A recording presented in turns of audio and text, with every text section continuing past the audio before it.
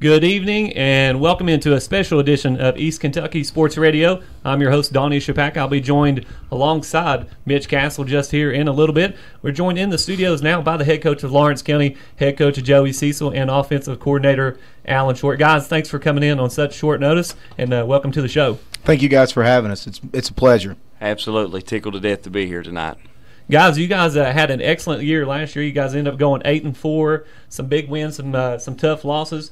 Coach, before we talk about this year, let's talk about last year a little bit. You lose 11 key seniors off of that team. Talk about that. Talk about last year just overall.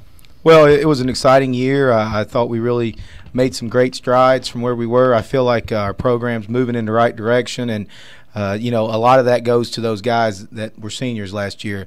I can't remember if it's 94 or 97% of our offense as far as yards is gone. So, and that all started with AJ and Ricky in the backfield. Of course, you can't forget about what the contributions that Derek Ferguson and Cameron Little gave us. And those were four seniors that really meshed together and had a great senior year. And I was really proud of the efforts that they put forth and what they did for us.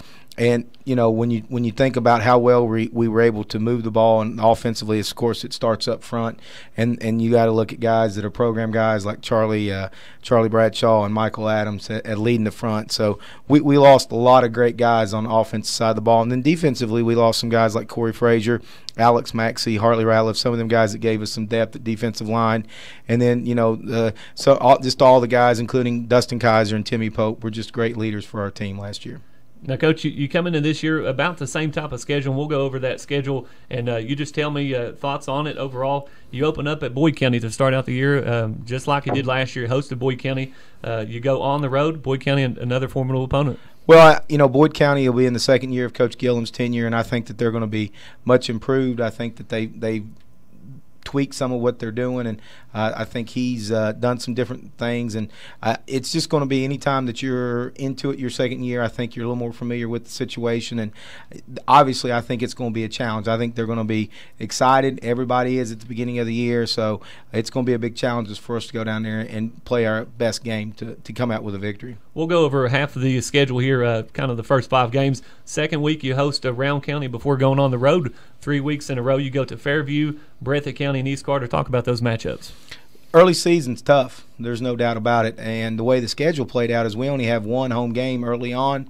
It wasn't intended that way. A couple years ago, one of our district opponents decided not to play in district, and it left an opening that we had to fill, and the only way we could fill it was in that week we had off, and we had to do it with a home game in last season, and it just didn't work out the way we want. Next year, in the 15-16 cycle, we're a little bit more balanced as far as home and away games go. So it's going to be a challenge. Again, Zach Moore is established at East Carter. We know how well Breathitt County is. I mean, it's going to be a very tough early season for us. And when you do come back home, you get to host Raceland, a game that was very tough between you two last year. Talk about that matchup. Well, they've changed coaches there. Coach Salmons, the offense coordinator, is now the head coach, and I don't think it's going to change a whole lot with how they run their program and what they do. It's definitely going to be a challenge for us at that point in time, and then we start district play, and Belfry, that's where it starts, but we've got to find a way to host a home playoff game. Pike Central, Sean Clark are definitely going to give us challenges, and we're going to have to focus on getting better every week to by the time we get to district play that we're ready to make a true run in Class 3A. Coach, you mentioned that you have one home game during the first 5 games of the year. That's the bad part. The good part is you have 4 out of the last 5 games of the year at home, and some would say that that's the toughest part of the schedule. You got Pike Central, Belfry, and Prestonsburg all coming to your home turf there. Talk about those matchups. Well, it's like I said, it's just the way it played out, but it's going to be a challenge anytime that you line up against Belfry, Sheldon Clark, who's a big-time rival for us, and Pike Central's got a well of a team. Again, another coaching change, but all their kids ended up staying. Going to be a really solid team, a great, excellent quarterback. Kid, if he was 6'4", he's being recruited by everybody. He's excellent, Mac Justice, and they've got some nice receivers and nice line, and Coach Thacker's do a good job there. So when I think about that district, it's just a challenge.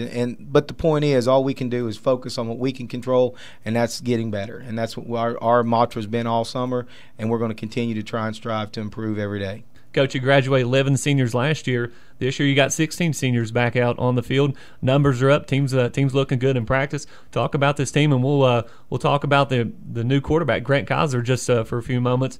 AJ done his thing, had a great career here at Lawrence County. Now you enter Grant Kaiser into the offense. What have you seen out of this young man, and what do you like most about him? Well, we'll start with our seniors, and our seniors have been with me. This is my 4th year. This is their 4th year. So, I mean, they know me and I know them, and that brings to it some comfort parts and then some uncomfortable parts because we know each other. You know what I'm saying? So, but it's been good, and I'm proud of them.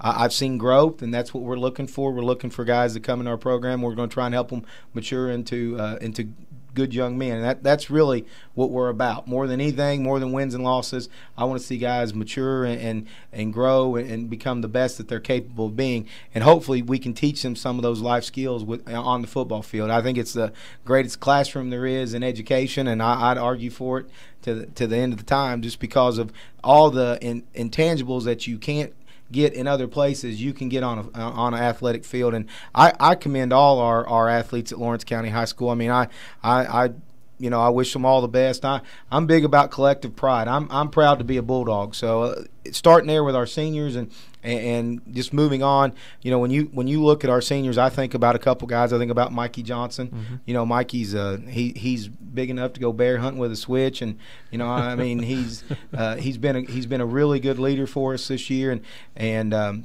seen a lot of growth in him. And I think that he has the chance to really lead this team into the postseason and make a run.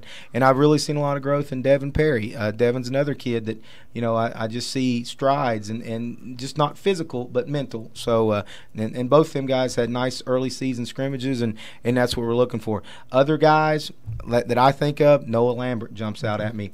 Noah, Coach Short has taught him a saying that body language doesn't talk, it screams, and he's taken that to heart, and he's really put forth a great effort as far as always trying to present himself in the right way, and just can't say enough about how well he's grown. Also, you got to give a lot of credit to Morgan O'Brien's back.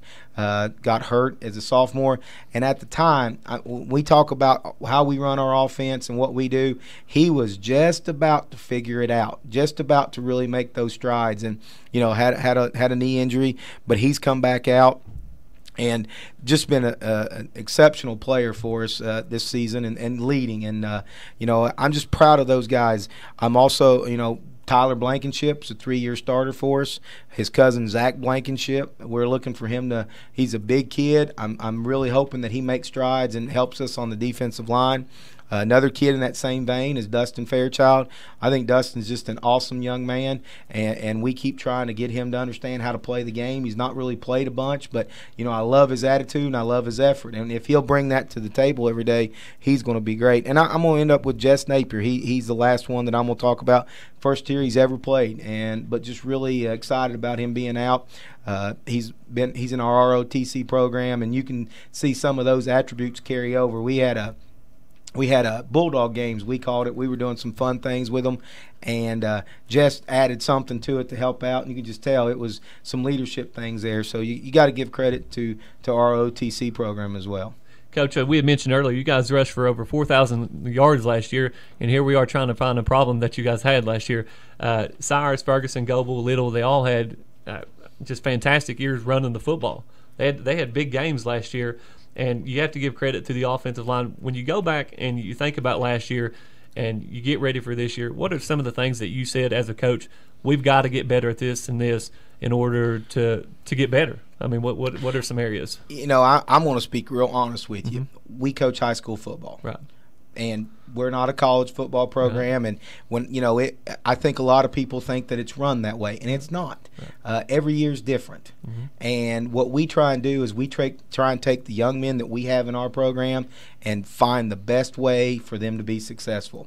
And so it's hard to say that we're going to try and do this and get better at it, because we're not going to go out there and recruit a quarterback like AJ Cyrus. Right. It's not going to happen. I mean, you get one of those every once in a while, and he was great, and but we can't go get that same type of kid and play. So I'm not being disrespectful or mean, but it's just not the same as college. So what we try and do is just look at where we're at and try and get better. And which brings me, you mentioned Grant Kaiser a minute ago, which is a great place to kind of springboard to.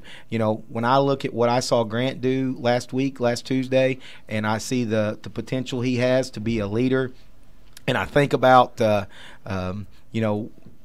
just the overall type of kid he is, I think we're looking at a kid that really has a chance to have a great career here at Lawrence County. I'm really, really proud of how he's presented himself, and I'm really proud of how he's competed. And I think that if he continues to improve, he's gonna just be who he is. I don't sit and compare. I've never compared seasons, and I'm not going to start now. So don't ask me to say, well, is he going to be as good as AJ or not? It's not a good question. I just want him to be the best Grant Kaiser he can be. Coach, you mentioned just a few moments ago that you had a couple of scrimmages already. Thoughts on that? How did those go for your football team? A scrimmage is a scrimmage. You get some good things and you get some bad things, and I don't get on the internet, so I don't know what the score was, so I can't tell you that. But I saw some positives, and I saw some things that we needed to improve on. Bottom line, it gives us a baseline of where we're at, and now we're just going to try and get better from that point. Coach, what's it like for you to have an offensive coordinator like Alan Short here to help out? It's tough. I'm just going to be honest with you. He wants to practice on the game field all the time, and he don't understand that there's other parts of the game. Like there's a defensive side of the ball, and there's special team. No, I'm just kidding. It's awesome. We have a great staff. I've been blessed. We've got, and the majority of them played here, which makes it even that much more fun because they understand the tradition and the importance that I think that the Bulldogs are not only to the high school but to the community. So, but I can't say enough about Alan. I could just sit and praise him all day. I think he could go coach our stuff anywhere in the nation at any level, and I'm not saying that to blow his head up, but I'm just telling you he knows our stuff, and he knows how to coach it, and I can see our kids improve. So, but with that being said, John Cottle is right there with him. Again, both guys played here. They played in the heyday here. I think that they won 107 games in 4 years or something like that. I don't know, it was something crazy. No, was it 47-6 or 46-7? 46-7. So I mean that's a lot of wins in a 4-year time. So, but. And then, you add William Prince, who's going to continue calling our defensive front, Jordan Miller, Mike Woods. That core has been together. This will be our third year. And that when you have consistency, I think it shows in your program. And that's where we want to be. Now, we've added a bunch of paraprofessionals, volunteers. I mean, I don't want to get the way the High School Athletic Association names people, but we got other guys just kind of helping out. And Alan's brother Brian's come out to help us, and we've got Kyle Carter, Shane Pack, Blake Prince is helping us. So, I just can't say enough about the guys that are on us, and we can't forget about Travis Hughes. Just another guy that played in that era with Coach Short and Coach Cottle, and they bring it to the table, particularly with what we do. Well, Coach, the long wait is almost over. One more week, and you guys will kick things off next Friday night at Boyd County. Appreciate you stopping by. I know you got a lot to do tonight, and thanks for coming in. And best of luck to you and your Bulldogs next Friday night. Well, I appreciate it. I've got something planned here at 7:30, but I got a couple things I want to mention. Okay, I left off one senior on purpose, and that's Warren. And Warren Price. I don't know if everybody knows, but Warren had the procedure on his neck, and could have had some cancer, and just want you guys to know that Warren's still part of our team, and we're hoping that Warren can come back and play. So I didn't mention him a minute ago, but just wanted to. I knew at some point in time I could mention him and bring some depth, and just want him to know that we're always thinking about him, and he's definitely a part of our team. So I know you're trying to run me out. No, but, you're.